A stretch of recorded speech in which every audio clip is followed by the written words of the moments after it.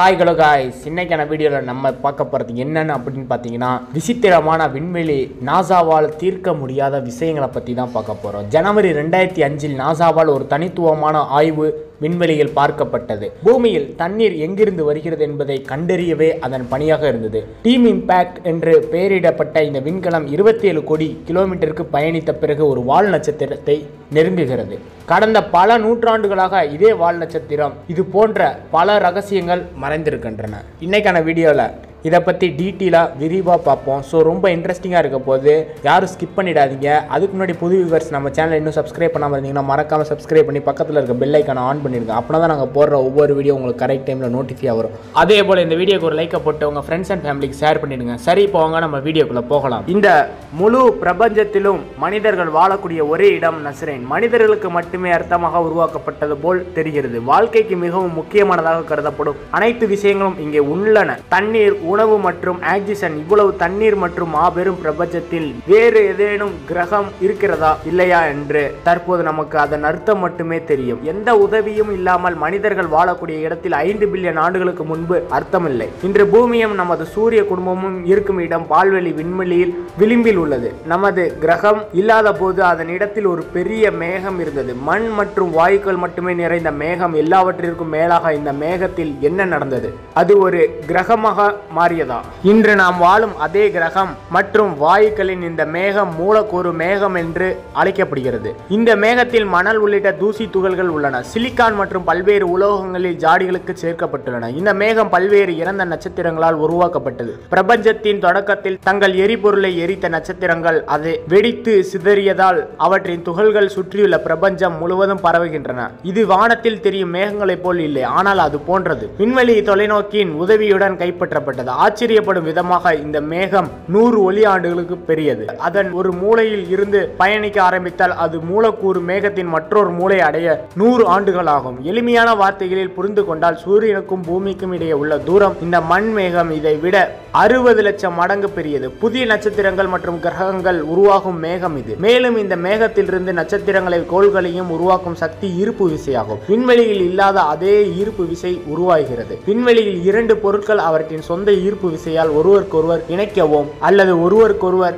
ஈர்க்கவும் அதிக நிறை கொண்ட பொருளுக்கு அதிக ஈர்ப்பு விசையும் இருக்கும். இந்த ஈர்ப்பு விசையின் காரணமாக மூலக்கூறு மேகத்தின் துகள்கள் ஒன்றே இணைக்கப்பட்டு கொண்டே இருந்தன. பெரிய துகள்கள் சிறிய துகள்களை ஈர்க்க ஆரம்பித்தன. இந்த துகள்கள் ஒன்றுடன் ஒன்று மிக வேகமாக மோத ஆரம்பித்து அதன் காரணமாக ஆற்றல் உருவாகியது. மேகத்தின் மைய பகுதியை சூடாக்கியவர் அதன் மையத்தை சுற்றி சுழலும் போது இந்த செயல்முறை அடுத்த மில்லியன் ஆண்டுகளுக்கு இப்படியே தொடரும். மேலும் மூலக்கூறுகள் மேகத்தின் மையமும் பெரிதாகி கொண்டே இருந்தது. அது வேகமாக சுழலவும் ஆரம்பித்தது. மேலும் சூடாகவும் சிறிது நேரத்தில் பெரும் தீயாகவும் மாறியது. நமது சூரியன் உருவானது. மீதமுள்ள மூலக்கூறு மேகம் இப்போது இந்த சூரியனை சுற்றி வர தொடங்கியது.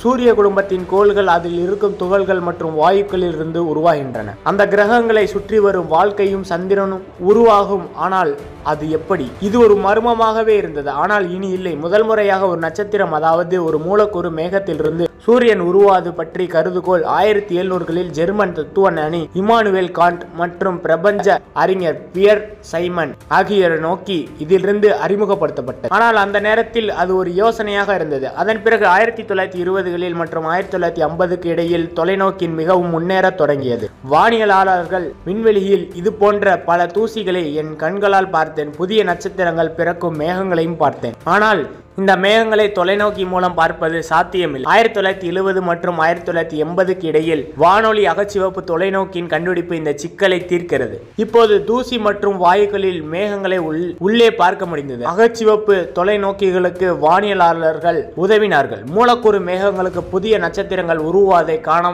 முடிந்தது. மூலக்கூறு மேகங்களுக்கு புதிய நட்சத்திரங்களை உருவாகின்றன என்பதை இது நிரூபித்தது. பின்னர் மேகத்தின் மீதமுள்ள துகள்களில் இருந்து கிரகங்கள் உருவாகின்றன. ஆனால் இந்த செயல்முறை எவ்வாறு தொடங்குகிறது? முன்னதாக இது குறித்து பல கருத்துக்கள் முன்வைக்கப்பட்டன. ஆனால் மார்ச் 2003இல் சர்வதேச விண்வெளி நிலையத்தில் ஒரு சோதனை நடத்தப்பட்டது. இந்த பழைய கேள்விக்கு இது பதிலளித்தது. விண்வெளி வீரர் டான் ISS இருக்கும் பல்வேறு விஷயங்களை பரிசோதித்தன் மூலம் இந்த விஷயங்கள் விண்வெளியில் எவ்வாறு செயல்படுகின்றன என்பதை பார்க்க விரும்பின. அவை நீர் குமிழ்களை உருவாக்கின. அதன் உள்ளே கரைக்கும் மாத்திரைகளை தயாரித்து வைத்து வண்ண நீர் குமிழ்களை உருவாக்கின. ஒரு பிளாஸ்டிக் பையில் உப்பு போட்டு அதை சுழற்றுவதன் மூலம் இந்த சோதனை சோதனைகளில் நோக்கம். ஆனால் அவரது கடைசி சோதனை உப்பு எப்போது என்ற பழைய கேள்விக்கு பதிலளித்தது. உப்பை பிளாஸ்டிக் பையில் போட்டால் சிறிது நேரம் கழித்து உப்பு துகள்கள் ஒன்றோடு ஒன்று ஒட்டிக்கொள்ளும். இந்த துகள்கள் விண்வெளியில் ஒன்றை ஒன்று ஈர்ப்பதால் சிக்கியதாக விஞ்ஞானிகள் கூறுகின்றனர். மூலக்கூறு மேகத்திற்குள் சிறிய மற்றும் பெரிய நட்சத்திரங்கள் உள்ளன. அவை அனைத்தும் சூரியனை சுற்றி வருகின்றன என்று நம்புகிறது. அவை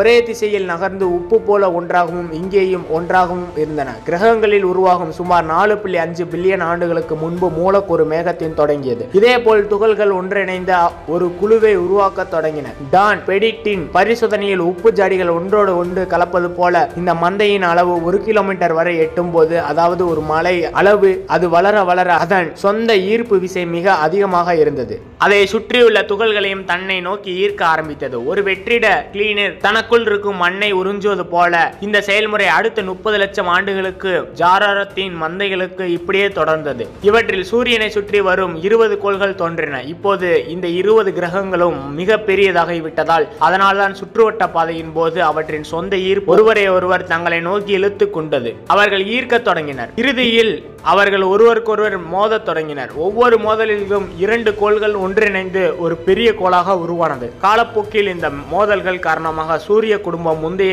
இடத்தில் 20 கிரகங்கள் இருந்தன. இப்போது வீனஸ் உட்பட சில கிரகங்கள் மட்டுமே உள்ளன. புதன், செவ்வாய் மற்றும் நமது பூமி உட்பட. ஆனால் இந்த அர்த்தம் அந்த நேரத்தின் அவ்வளவு நீளமாகவும் உயிர் நிறைந்ததாகவும் இல்லை. மாறாக மோதல்கள் காரணமாக அது மிகவும் சூடாக இருந்தது. பூமி இந்த இடத்தை அடைய சுமார் 30 மில்லியன் ஆண்டுகளுக்கு ஆனது என்று வானியலாளர்கள் நம்புகின்றனர். அப்போது பூமியின் வெப்பநிலை 5 டிகிரி செல்சியஸாக இருந்தது. இந்த அர்த்தத்தில் அதன் வெப்பநிலையும் குறையும் போது மட்டுமே வாழ்க்கைக்கான வாய்ப்புகள் வெளிப்படும். ஆனால் அது ஒரு குளிர்ந்த நேரத்தில் அது இன்னும் அதன் இருப்புக்கு மிகப்பெரிய அச்சுறுத்தலை எதிர்கொள்ளவில்லை. சூரியனில் இருந்து வெளிப்படும் கதிர்கள் எந்த கிரகத்தையும் அடையும் போதெல்லாம் அவை உள்ளே நுழைந்தால் அவை அதன் வளிமண்டலத்திற்கு பெரும் தீங்கு விளைவிக்கும். இதே சூரிய புயல்கள் மற்ற கிரகங்களிலும் ஏற்படுகின்றன. இதனால் இங்கு வாழ்க்கை முன்னேறுவது சாத்தியமில்லை. வெகு தூரம் செல்ல வேண்டிய அவசியம் இல்லை. செவ்வாய் பூமியின் அண்டை கிரகம். சூரிய புயல்கள் அங்கு வாழ்வதற்கான வாய்ப்புகள் அழிந்துவிட்டன. ஆனால் இந்த சூரிய புயல்கள் பூமி எவ்வாறு எதிர்கொண்டது? அதன் ரகசியம் அர்த்தத்தின் மையத்தில் மறைக்கப்பட்டுள்ளது. பூமி மூலக்கூறுகள் மேகத்தில் உருவாக்க தொடங்கிய போது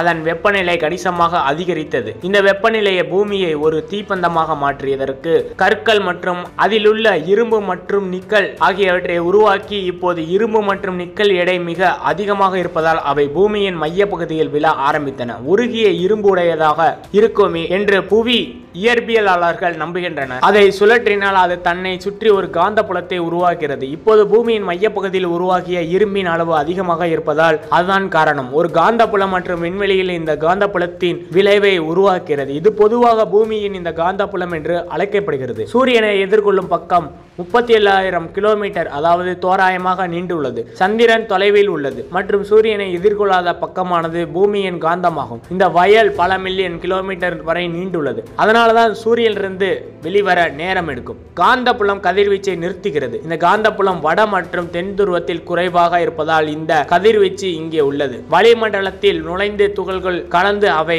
அரோரா விளைவை உருவாக்கின்றன. இதை நாம் வடக்கு மற்றும் தெற்கு விளக்குகள் என்று அழைக்கிறோம். ஆனால் இந்த கதிர்வீச்சு மிகவும் குறைவாக இருப்பதால் எந்த பாதிப்பையும் ஏற்படுத்தாது. சூரிய புயல்களை எதிர்கொள்ளும் புதிய பூமி, அதனால் அது இன்னும் வாழ்க்கைக்கு சரியானதாக இல்லை. மற்றொரு கடினமான கட்டத்தை கடக்க வேண்டியிருந்தது. கிரகம் மோதல் பற்றி மனிதர்களாகிய நமக்கு எப்படி தெரிந்தது என்பதை அறிய நாம் 1960களுக்கு செல்ல வேண்டும். அமெரிக்கா பல அப்போலோ பயணங்களை திட்டமிட்டது மற்றும் ஆராய்ச்சிக்காக விண்வெளி வீரர்களை சந்திரனுக்கு அனுப்பியது.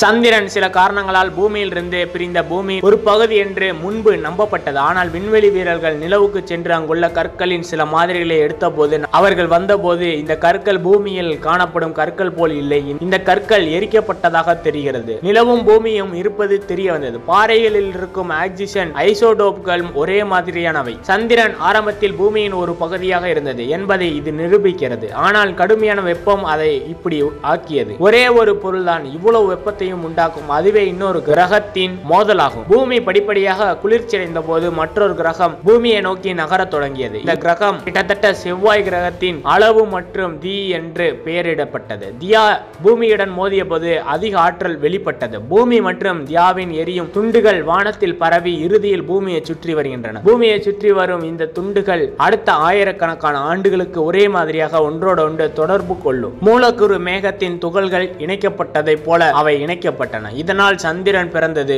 முன்னதாக நிலவு பூமிக்கு மிக அருகில் இருந்தது. இதற்கு முன் சந்திரன் தற்போது இருப்பதை விட 15 மடங்கு பெரியதாக இருந்ததாக நிபுணர்கள் கூறுகின்றனர். ஆனால் படிப்படியாக அது ஆண்டுக்கு 1.5 அங்குலமாக பூமியை விட்டு நகர்கிறது.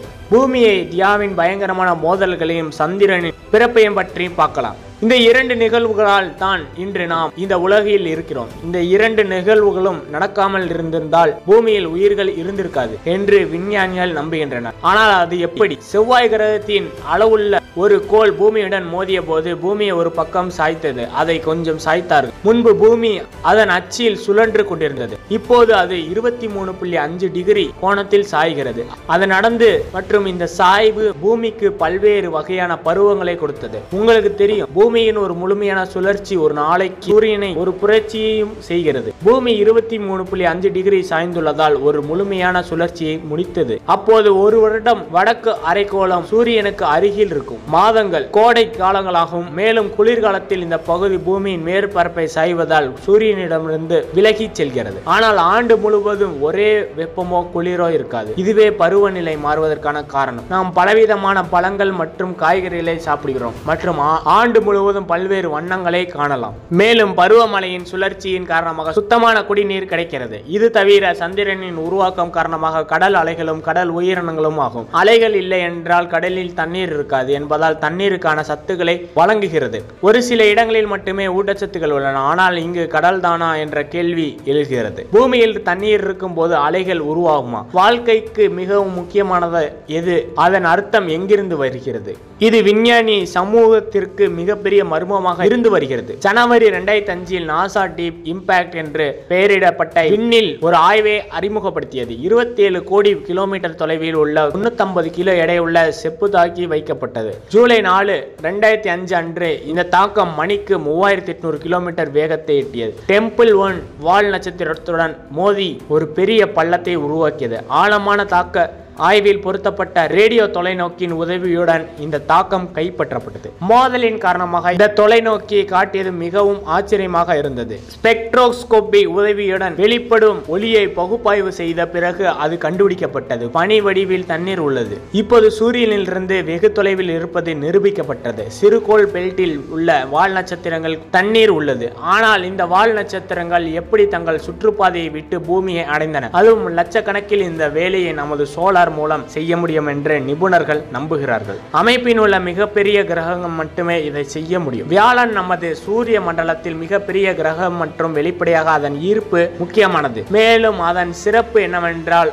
இது சிறுகோள் பெல்ட்டுக்கு மிக அருகில் சுற்றி வருகிறது. கடந்த காலத்தில் சிறுகோள்கள் பெல்ட் பெரிய அளவில் இருந்ததாக வானியலாளர்கள் நம்புகின்றனர். வியாழனின் ஈர்ப்பு விசையால் வால் நட்சத்திரங்களும் சிறுகோள்களும் அவற்றின் இயல்பான சுற்றுவட்ட பாதையில் இருந்தன. நீள்வட்ட சுற்றுப்பாதையாக மாற்றப்பட்டது. சாதாரண வட்ட சுற்றுப்பாதை என்பது சிறுகோள் ஆகும். அவை சூரியனை ஒரு சரியான வட்டத்தில் சுற்றி வருகின்றன. ஆனால் வியாழனின் ஈர்ப்பு அவற்றை இழுக்கும் போது உங்களை நோக்கி ஈர்க்கப்பட்டால் அது அதன் வட்ட சுற்றுப்பாதையில் இருந்து வெளியே வந்து ஓவல் வடிவ சுற்றுப்பாதையில் நகரும். அவை நீள்வட்ட சுற்றுப்பாதையில் சென்றன. இந்த நேரத்தில் அவை பூமியின் பாதையில் வந்தபோது ஈர்ப்பு அவற்றை அர்த்தத்திற்கு இழுத்தது. புவியியலாளர்கள் ஆரம்பத்தில் பூமியில் தண்ணீர் இல்லை என்று நம்புகிறார்கள். மாறாக பூமி பிறந்தது 500 மில்லியன் ஆண்டுகளுக்கு பிறகு இங்கு வந்தது.